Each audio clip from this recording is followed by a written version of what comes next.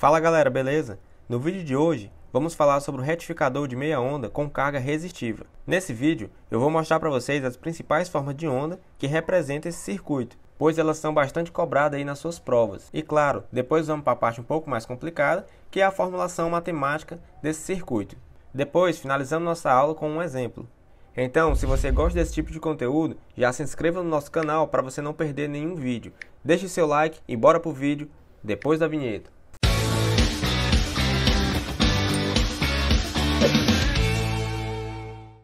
Então pessoal, o circuito dessa aula está aqui destacado na cor azul e ele é composto por uma fonte alternada senoidal, um diodo e um resistor, certo? Onde a minha fonte de entrada, que é minha fonte VS, ela é uma fonte de natureza alternada, ou seja, uma fonte senoidal. E a amplitude desse sinal de entrada a gente está chamando aqui de VM. E como aqui eu tenho uma malha fechada e uma diferença de potencial, logo vai surgir essa minha corrente, que eu vou estar chamando de I. E em consequência disso, vai acontecer duas quedas de tensões, né? Essa primeira aqui, que é a queda de tensão nessa polaridade que eu estou colocando, que é a queda de tensão no diodo, então eu vou chamar aqui de VD. E a segunda queda de tensão, que é a minha saída, que eu vou chamar de V0. Então aqui eu tenho uma entrada, que é a minha VS, e uma saída, que é V0. E este circuito é um dos circuitos mais básicos de conversores CACC. Ou seja, ele vai converter um sinal senoidal em um sinal contínuo, que é a minha saída V0. Uma coisa que você tem que tomar cuidado nesse tipo de circuito é quando você estiver fazendo aqui duas análises. Você pode analisar esse mesmo circuito para tensões menores, ou seja, aquele circuito de eletrônica, de 12 volts até 20 volts, por aí, certo? Então, quando você estiver fazendo esse tipo de análise, você deve considerar a queda de tensão no diodo quando ele está conduzindo, que é geralmente aí 0,7 volts no caso do diodo de silício. Só que neste vídeo, a análise que a gente vai estar fazendo é uma análise de eletrônica de potência. Por exemplo, esse sinal aqui senoidal de entrada, ele pode ter seu valor de pico aí de mais de 300 volts. Então, quando você faz essa análise com a tensão no diodo, quando ele está conduzindo, né, de 0,7 volts, você acaba podendo desprezá-lo, certo? Então, 0,7 volts, quando comparado a 300 ou 200, então não tem tanta significância. Então, a gente acaba considerando que quando o diodo está fechado, ele é apenas uma chave ideal, ou seja, não tem queda de tensão nele. É muito importante que você consiga diferenciar isso, beleza? E agora, antes de a gente ir para a formulação matemática, bora estar dando uma olhada como vai ficar as formas de onda desses sinais aqui. Pois bem, aqui ao lado, eu já deixei desenhado as formas de ondas que a gente vai estar analisando. Eu preferi já deixar desenhado, porque dessa forma o vídeo não fica tão longo e fica mais objetivo, então fica melhor para a gente estar fazendo essa explicação. O primeiro sinal que eu vou estar mostrando para vocês é o sinal de entrada, o meu sinal VS, que é VM seno de ômega t. E já está aqui nesse eixo aqui em cima, onde eu até botei aqui do lado, ó, VS no eixo Y. Então, aqui em vermelho, acompanhando o mouse, a gente tem o sinal de entrada, que é um sinal senoidal que vai ter sua amplitude igual a VM. Obviamente, né, o valor de mínimo aqui desse sinal vai ser menos VM. E agora, galera, que a gente começa a fazer a nossa análise. Quem vai ser o sinal que vai aparecer na minha carga? Quem vai ser o sinal V0? Observe aqui o seguinte nesse circuito. Quando a fonte aqui é positiva, esse diodo aqui vai ser polarizado diretamente.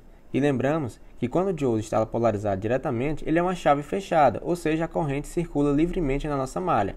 Já quando a fonte alternada aqui, a entrada, está reversamente polarizada, ou seja, ela está nesse intervalo aqui entre π e 2π do sinal, o diodo fica reversamente polarizado. Dessa forma, não há corrente na malha.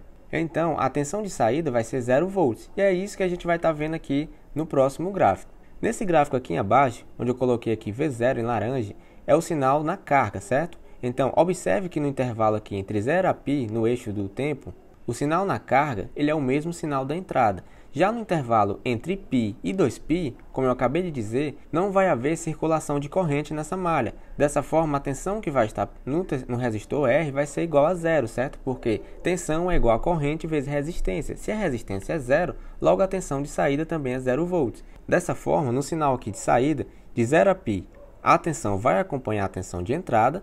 Já no intervalo entre π e 2π, a tensão vai ficar em 0 volts. E como é um sinal periódico, basta você definir a forma de onda para o período, que o restante vai ser todo igual. E agora vamos voltar para o gráfico anterior, esse aqui de cima. Aqui em azul ainda não comentei, mas aqui em azul, como eu coloquei aqui do lado no eixo Y, é a corrente na carga. Então, da mesma forma que temos a tensão na carga, vai aparecer também uma corrente.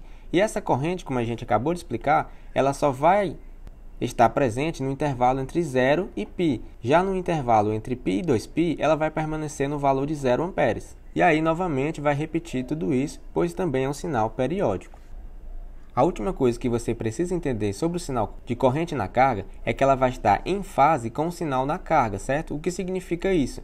Que ela vai obedecer o mesmo senoide que está na saída. Ou seja, aqui eu coloquei ele no gráfico da entrada, mas você poderia também colocar ele aqui no gráfico da saída, ficaria até melhor para fazer essa análise. Então, a senoide aqui da corrente vai começar junto com a senoide da tensão, e aí quando ela começar a diminuir, ela também vai diminuir e vão zerar no mesmo ponto e vai sempre estar em fase, certo? Ela vai estar casada com o sinal de tensão. A única diferença é o seu valor de amplitude, pois lá pela lei de Ohm, esse valor de amplitude vai cair aí de acordo com a resistência desse resistor, né? Então é bastante importante que você entenda isso, pois quando formos estudar retificadores com carga RL, ou seja, com a presença de carga indutiva, isso não vai mais acontecer. E o último sinal que a gente tem que caracterizar é o sinal que vai aparecer aqui no diodo, certo? Então, aqui é muito simples. De 0 a π, o diodo não está conduzindo? Sim.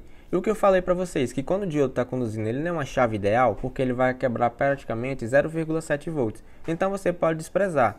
Pode dizer que de 0 a π, a tensão no diodo é igual a 0. E já no intervalo entre π e 2π, como ele não vai estar conduzindo, a tensão que vai aparecer nele é a tensão da fonte, certo? Só que a fonte agora está nesse intervalo aqui, que ela está abaixo. Então vai ficar assim, beleza? Em relação à análise dos gráficos, galera, é só isso aí que você tem que entender. Geralmente o professor pede para você estar fazendo esses desenhos aí nas provas, então é importante que você entenda isso. Agora, bora estar passando para a parte matemática da coisa. A primeira coisa que a gente vai estar fazendo na análise matemática é calcular qual é o valor médio do sinal de tensão na saída, certo? Que vamos chamar aqui de V0 maiúsculo, beleza? E pela definição do valor médio do sinal, ele é igual a 1 sobre o período da integral, no caso de 0 ao período, do sinal no tempo, certo? Então, bora agora estar resolvendo essa integral aqui, que aí a gente vai encontrar o valor médio do sinal de saída. Como a gente quer calcular o valor médio do sinal de saída, é interessante que a gente dê uma olhada aqui na forma de onda desse sinal. Então, a forma de onda vai estar aqui, certo? Esse aqui é do meio. Eu até coloquei aqui V0. Então, a forma de onda é esse sinal aqui que a gente acabou de detalhar. Então, a primeira coisa que você tem que ver é qual é o período desse sinal. Ou seja, a partir de qual momento ele vai começar a se repetir. Então, aqui está simples, né? O período dele é 2π, pois ele vem aqui em 0, em π ele desce, e de π a 2π ele permanece em 0 e depois ele se repete. Então, o período desse sinal é 2π. Então, vamos estar fazendo isso lá agora, substituindo na fórmula. Então, eu vou ter que o meu valor de tensão média na saída é igual a V0, igual a 1 sobre o período, que é 2π, vezes a integral aqui do limite de 0 até o período, que também é 2π, do sinal que está na minha saída, né, que eu chamei aqui de V0 minúsculo. Agora, galera, um detalhe. Aqui é dt, certo? Só que aqui a gente está fazendo essa análise de dωt. Por quê? Porque ômega é 2π vezes f. Como a frequência não vai mudar, então o ômega também não vai mudar. E para facilitar nossas integrais, bora chamar agora de ωt de uma variável só, que a gente vai chamar aqui de θ, que seria o ângulo, porque aí a gente faz as integrais de uma forma bem mais fácil. Mas caso você não queira fazer dessa forma, você pode estar fazendo em função das variáveis, né, ωt. Então, aqui fica simples de resolver essa integral, porque eu vou ter aqui 1 sobre 2π, aí aqui eu botei até entre colchetes, porque é o seguinte, esse sinal aqui, ele é diferente, certo? De 0 a π ele é um sinal, e de π a 2π ele é outro sinal, como a gente viu no gráfico. Então, de 0 a π, ele é igual ao sinal de entrada. E quem é o sinal de entrada? Vm, né, que é a amplitude do sinal de entrada, vezes o seno de ωt. Lembrando que ωt é θ. E aí vai ficar θ dθ. Aqui a propriedade que a gente está usando é a separação da integral, certo? A soma dela. E agora, quem é o sinal na minha saída nesse intervalo entre π e 2π? É igual a 0. Então, é 0 vezes dθ. Então, galera, resultou em duas integrais, as duas bastante fáceis, né? Essa daqui vai logo para 0, né? Nem precisa a gente perder tempo. Vamos estar resolvendo só essa primeira integral aqui. Então, aqui o Vm, como ele é constante, né? Em relação ao ângulo, eu tiro ele da integral. E aí eu vou integrar apenas de 0 a π do seno de θ. E quem é a integral do seno de θ? É o menos cosseno de θ. Pois se eu derivar menos cosseno de θ, eu volto para seno de θ. E aqui, né, vou aplicar os intervalos de integração, que é de 0 a π. Aqui também eu arrastei o Vm para fora, né? Então ficou aqui Vm sobre 2π vezes tudo isso, certo? E agora, aplicando os limites de integração, eu vou ter aqui menos a função aplicada no limite superior, que é π, então é menos cosseno de π, menos a função aplicada no limite inferior, que é zero. Então vai ficar menos cosseno de zero. E cosseno de π é menos 1. E aqui vai ficar menos 1, não é isso? Como eu estou colocando aqui na frente. E aqui menos, quem é o cosseno de zero é 1, então vai ficar menos 1. E aqui você faz o jogo de sinal, né? Fica menos 1 que dá 1. E aqui menos 1 também dá 1. Então fica 1 mais 1, que vai resultar 2. Então vai ficar 2Vm sobre 2π. E o 2 aqui você cancela, né? Vai ficar apenas aí Vm sobre π. Então, resumindo, a tensão média no sinal de saída é igual à amplitude do sinal de entrada dividido pelo valor de π.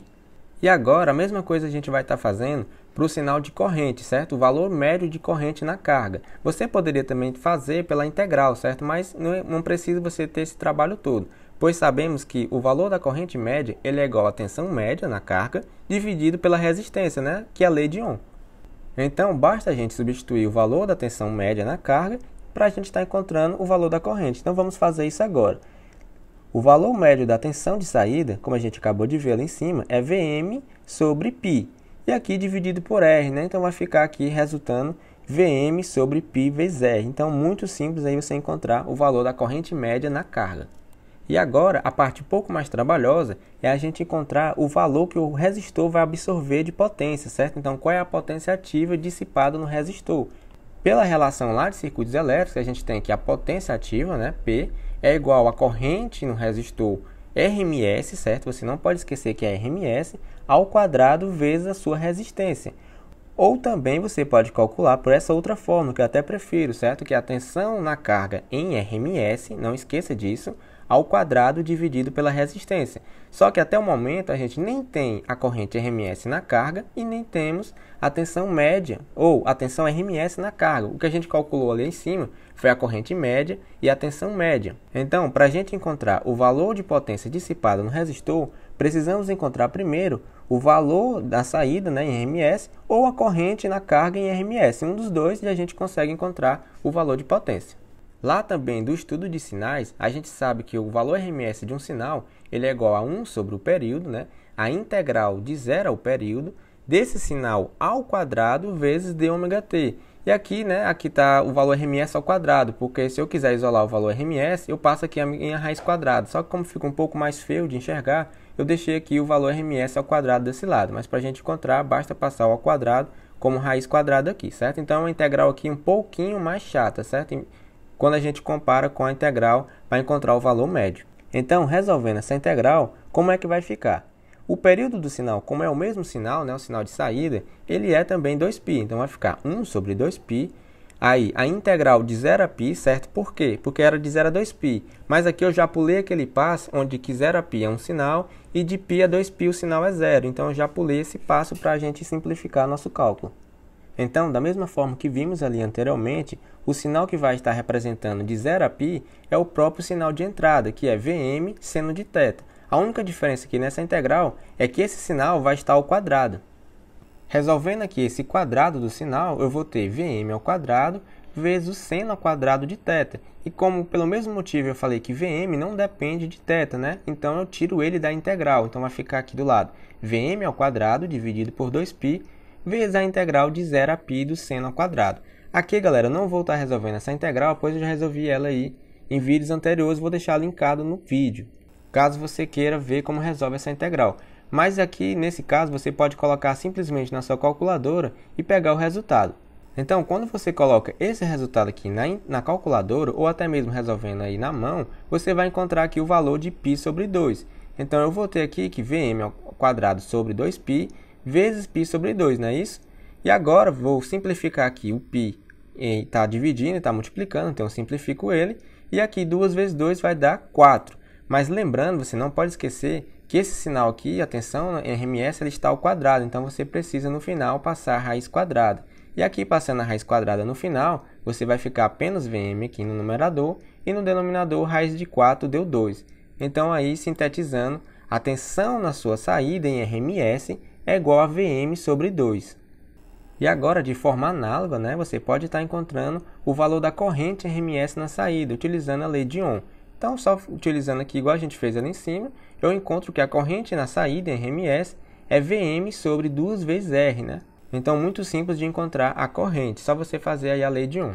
Outra coisa que cai muito em prova é pedindo o fator de potência do circuito. E como sabemos, o fator de potência ele é a relação que a potência ativa que o circuito está fornecendo, consumindo, né, isso, a fonte vai estar fornecendo, dividido pela potência aparente, né? Então está aqui. Então eu vou estar resolvendo aqui rapidinho, só para a gente ver qual é o valor que vai dar do fator de potência para esse tipo aí de circuito. Então, sabemos que a potência ativa, né, isso, como a gente colocou aqui na fórmula em cima, vamos só voltar aqui rapidinho, ó, ela é igual à potência ativa, meu P, ela é igual à tensão na carga em Rms ao quadrado dividido pela resistência. Então, vamos estar fazendo essa substituição agora. Então, essa parte aqui de cima é o meu P, certo? A potência que a fonte está fornecendo para o resistor, a potência ativa, beleza? VO Rms ao quadrado sobre R. E aqui tudo isso vai ser dividido pela potência aparente, né, a potência complexa, que é a tensão na entrada, certo? Vs em Rms, vezes a corrente também na fonte em Rms. Lembrando que a corrente na fonte, nesse caso, ela é igual à corrente na carga, pois é um circuito aí série, não tem como escapar disso. Então agora é só fazer a substituição, beleza? A tensão Rms na saída ela é Vm sobre 2 elevado ao quadrado dividido por R. A tensão na entrada em Rms, ela é Vm sobre raiz de 2. A gente não deduziu aqui, certo? A gente deduziu aí em outros vídeos. Vou deixar linkado também para você estar acessando, caso você não lembre. Mas se você tem um sinal senoidal, o valor Rms desse sinal é o valor de pico dividido por raiz de 2, certo? Então isso aí é coisa lá de aulas anteriores. E agora eu vou multiplicar pelo valor da corrente em Rms. Isso sim a gente encontrou nessa aula. O valor de corrente em Rms na fonte é o mesmo da carga, então é Vm sobre 2R. E aqui, galera, eu não vou estar perdendo muito tempo, porque aqui é só álgebra, certo? Então aqui você vai fazer algumas simplificações e vai resultar nesse valor aqui de raiz de 2 sobre 2, ou então 0,707 aproximadamente. Então isso aqui já vou deixar aqui porque cai muito em prova, certo? Então se você esquecer tudo isso, você acerta pelo menos essa questão, que o fator de potência para um circuito de retificador de meia onda com carga resistiva, ele é igual a 0,707. E agora, galera, já estamos finalizando nossa aula. Vamos fazer esse exemplo aqui, que aí a gente sintetiza tudo que a gente falou para você se garantir aí na sua prova. Então vamos ler aqui o exemplo. Considere um retificador de meia onda, onde a fonte é senoidal de 120 volts RMS, na frequência de 60 Hz, e carga resistiva de 5 ohms. A letra A, a gente quer a corrente média na carga. A letra B, a potência média absorvida pela carga. E a letra C, o fator de potência do circuito. Então, a letra C a gente já sabe a resposta, né? 0,707. A letra A pede o valor da corrente média na carga. Então, vamos estar fazendo isso agora. Como a gente acabou de deduzir, o valor médio na carga de tensão ele é igual a Vm sobre π. Lembrando que Vm é o valor de pico do sinal da entrada, certo? Da minha senoide. E aqui ele deu para a gente, certo? Só que quando ele deu aqui para a gente, ele falou o valor em RMS. Então, muito cuidado, isso aqui acaba com muitas provas, certo? Você tem que pegar esse valor de 120 e multiplicar ele por raiz de 2, porque você vai pegar o valor de pico dele, não o valor RMS. E como ele é um sinal senoidal, né, puramente, a entrada, você apenas multiplica por raiz de 2 para pegar o valor de pico. Então, substitui aqui 120 raiz de 2 dividido por π. E agora eu sei que a tensão média na carga é 54 volts aí aproximadamente, certo? 54,02.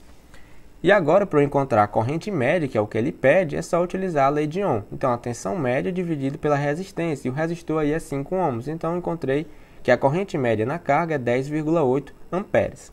Muito simples. Vamos agora para a letra B. Na letra B, ele pede a potência absorvida pelo resistor. E a gente vai estar encontrando ele com essa fórmulazinha aqui, certo? Então, a corrente na saída em Rms ao quadrado vezes a resistência, ou também tensão na saída em Rms ao quadrado dividido pela resistência. Qualquer uma dessas duas você pode estar encontrando. Eu geralmente faço por essa outra fórmula aqui, que eu acho mais fácil. Então, a tensão na saída em Rms, como a gente deduziu, né, é igual a Vm sobre 2, onde Vm é o valor de pico do sinal de entrada, certo? Você não pode esquecer isso. E quem é ele? 120 raiz de 2, como a gente acabou de explicar lá em cima, dividido por 2. Então, o valor na saída em Rms é 84,85 volts. E agora, para eu encontrar a potência, é só eu fazer a substituição. Então, o sinal de saída, né, em Rms ao quadrado dividido pela resistência. Então, eu vou encontrar aí o valor de potência de 1.440 watts. E agora, como já temos o valor de potência ativa consumida pelo resistor, a gente encontra facilmente o valor da corrente RMS na carga. É só você analisar aqui a fórmula aqui em cima, certo? Então, P é igual a corrente RMS quadrado vezes a resistência. Se eu passar o resistor dividindo e tirar a raiz quadrada, né, como eu mostrei aqui embaixo, eu consigo encontrar o valor dessa corrente. Então, raiz quadrada de P, que é 1440, dividido pela minha resistência, né, que é 5. Então, eu encontrei aí que a corrente RMS é aproximadamente 17 amperes. Na letra C, ele pede o fator de potência do circuito. Como eu disse, você já poderia colocar de cara que ele é igual a 0,707. Mas vamos determinar pelos valores que a gente acabou de encontrar. Então, o fator de potência é igual a P dividido pela potência aparente, que é o S. Mas quem é P? É 1440, né? E quem é o S? É a corrente RMS na fonte, certo? E o IS vezes a tensão RMS da fonte. Então, quem é a corrente RMS na fonte? É a mesma corrente RMS na carga, que é 17. Mas quem é a tensão RMS na fonte? Lá na questão ele já diz, né? Que é 120 volts. Na própria questão ele fala, ó, a fonte é senoidal de 120 volts RMS. Então, basta substituir aí por 120. Então, fazendo esse cálculo aqui na calculadora, você também encontra 0,707. É legal você fazer isso aqui no final para conferir se você não errou nada na calculadora, certo? Então, você já sabe que aqui o resultado tem que dar raiz de 2 sobre 2, ou seja, 0,707. Então, galera, o vídeo de hoje foi isso. Eu espero que você tenha entendido aí a aula de hoje. Qualquer dúvida, galera, deixa aí nos comentários que eu vou estar tentando ajudar vocês. E a gente se vê na próxima aula. Valeu!